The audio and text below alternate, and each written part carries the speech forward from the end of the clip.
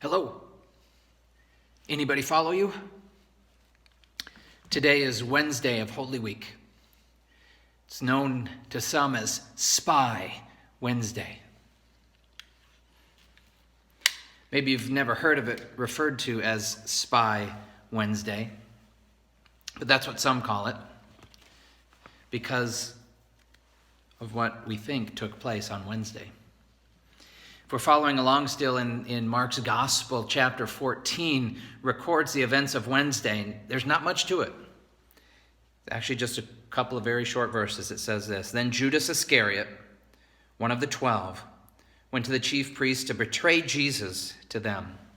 They were delighted to hear this and promised to give him money.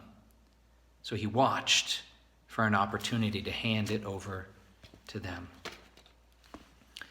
And so the day today is referred to as Spy Wednesday because it's the day that we believe Judas snuck off from the 12 to betray Jesus, to work out the deal with the chief priests to hand Jesus over just a day later. That's all we know about today.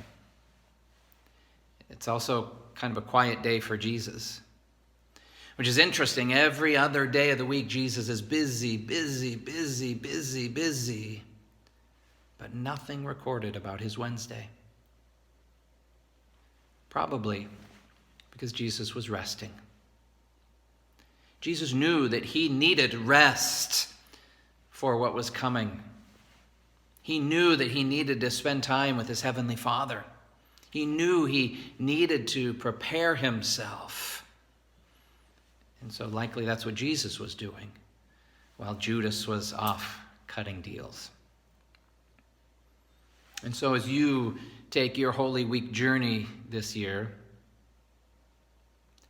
which of those are you doing? Is today a Spy Wednesday for you? You're sneaking around behind God's back, trying to pull one over on him? Well, I've got news for you. It's not going to work. He knows what's going on. Or are you going to spend your Wednesday like Jesus did? Resting. Not physically resting, but resting in the presence of God.